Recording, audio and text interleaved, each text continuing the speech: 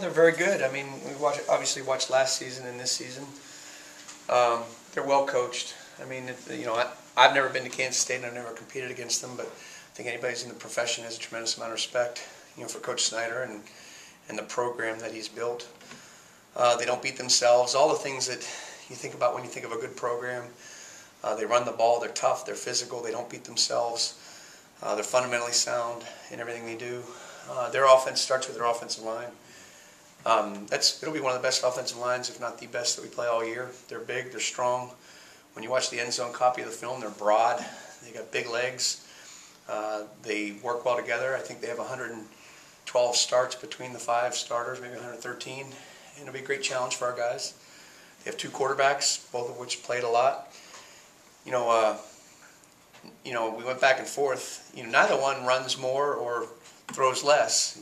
Thompson, started and has played big moments for them. He helped lead a big win against Iowa State last year. He helped lead the comeback the other day.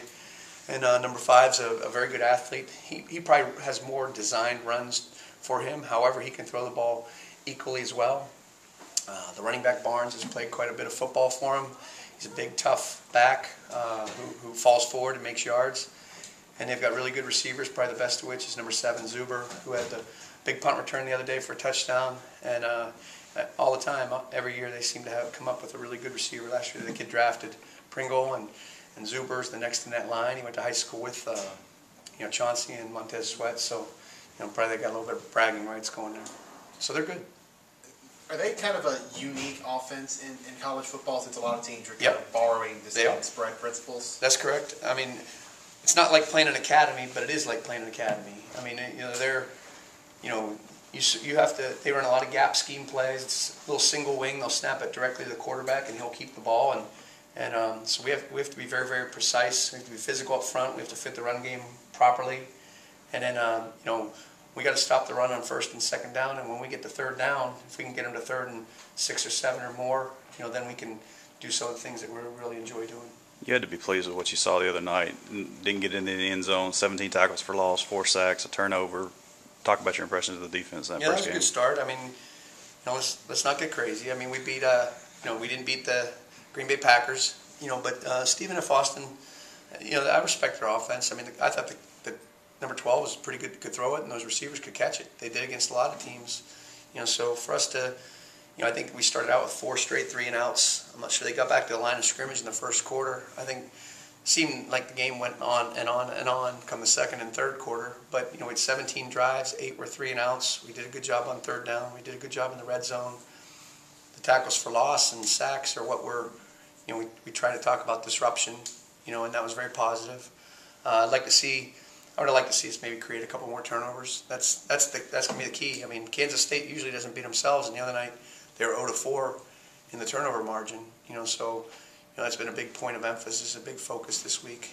Barnes last week fumbled a couple times. I'm sure he's been working on that this week, and he threw a couple interceptions, one for a pick 6, as a matter of fact. Where do you think your corners are in terms of learning the nuances of the zone principles and the off coverage and positioning and that kind of thing? Where do you think they are? I think they're really good.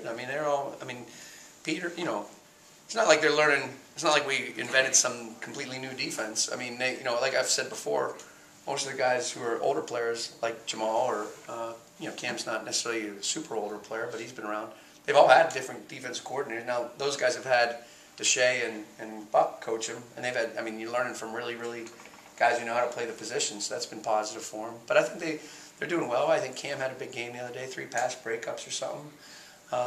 Jamal had some good plays too. I think you get exposed when you play some bump and run man and a guy catches the ball. He had a couple technique flaws that he corrected this week, and I expect him to, both those guys to go out and have a really good game Saturday.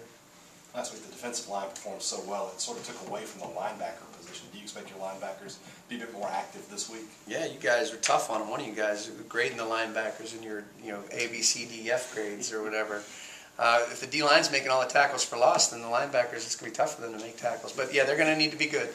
Their guys are going to have to be in the right spot. They're going to have to read their keys. They're going to have to fit the right gaps. They're going to have to blitz properly. They're going to take good pass coverage drops. I'm very pleased. I think Errol's really been spot on, very solid, does a great job communicating. And I think Leo and Willie, are right there too. They're doing a good job, and we're asking them to do a lot of things. And this week, based on what Kansas State does, there may be times that all three of those guys are in the game together, because they're going to be some bigger personnel groupings and things like that. We did a little bit of that the other day. We were pretty vanilla. We didn't show a lot of things. We really played 1 or 2 calls, but we'll have a little bit more in this week just in case we need it. Going back to Cam Dantzler, 3 pass breakups. Did you see a lot of that during camp? Were you surprised at all? No, not surprised, and did see a lot of it during camp. My expectations for Jamal and Cam are very high. Really high. I'm not. Everybody said, you can pick up an article, the dynamic duo of Sweat and and Simmons. I think Dantzler and Peters are a real dynamic duo. I think McLaurin and Abram have a chance to be a real dynamic duo. I think that's really kind of the neat thing about this group. And they have fun. They push each other. They're very coachable. They practice hard. And like I said, that was a real good start for us. When you talk about forcing more turnovers, are you kind of looking at that secondary, interceptions or? Yeah, I'm not. We probably didn't have a whole lot of opportunities the other day. It's not like there was, plays we go, we should have had that one or anything along those lines. But that's I've said this before. Probably, if you did some type of analytics study, you probably get more interceptions in zone defense because everybody has vision on the football, and you probably have a little tighter coverage in man, but probably a little less interceptions in man. Like everything's blitzes, you get more sacks in blitzes. Now we got some sacks the other day, but my experience has been we'd get more pressures on blitzes. The quarterback sees the blitz and he gets the ball off. A lot of times the threat of the blitz is every bit as effective as the blitz. That's what happened on Sweat's sack in the third quarter. We threatened blitz, they altered their protection, and all of a sudden he's either one-on-one or we get the matchup we want, or whatever it is, and he ended up getting a real nice sack in the third quarter because of that. So sometimes, like I said, I think blitzes lead to more pressures, and the ball gets thrown quickly and it's incomplete.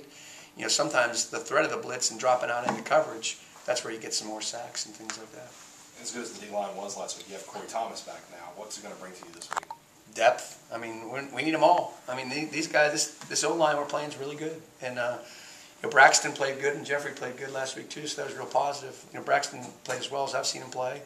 And to get Corey back, Corey, he's so long and he's so big, and he does a great job tipping passes. He's got. I think we talked about this during camp. I think he's got. I don't think I've ever seen anybody. He's kind of got a unique ability to knock down passes. This is the Dikembe Mutombo-ish almost out there. He really takes great pride in it. He may not be as dynamic a pass rusher as someone else, but he pushes the pocket back, stays in his lane, and when the ball's thrown, has nice timing and gets his long arm up. You mentioned the possibility of putting 3 linebackers on the field at the same time. When's the last time you played a true 4-3? We played 10 snaps Saturday of true 4-3. So it all depends. The game's sort of changed. All these teams that are, these spread teams, everybody's trying to put as much speed on the field as you possibly can, and we're fortunate that we have some pretty good depth in the secondary. So guys like Abram and Cole and Landrews, who can all play those safety / nickel positions, have done a good job. But the question, I think maybe one of the first questions was, is Kansas State a little bit unique to prepare for? And that's part of the why. They provide several different personnel groupings. They're 2 backs, 1 tight end that we call 21 personnel, 1 back, 2 tight ends that we call 12 personnel. They do some things like that will require us to play tough in the run game. And if having 3 linebackers on the field is best for that situation, then we'll do that. And Willie and Leo are athletic enough to still play in space and cover and things like that. At Penn State and Vanderbilt, that was our base. We really did. At Tennessee, we weren't so much. And here, this fits who we. The whole thing fits who we are. And the kids really are doing a good job of the substitutions this week and matching the personnel groupings and things like that.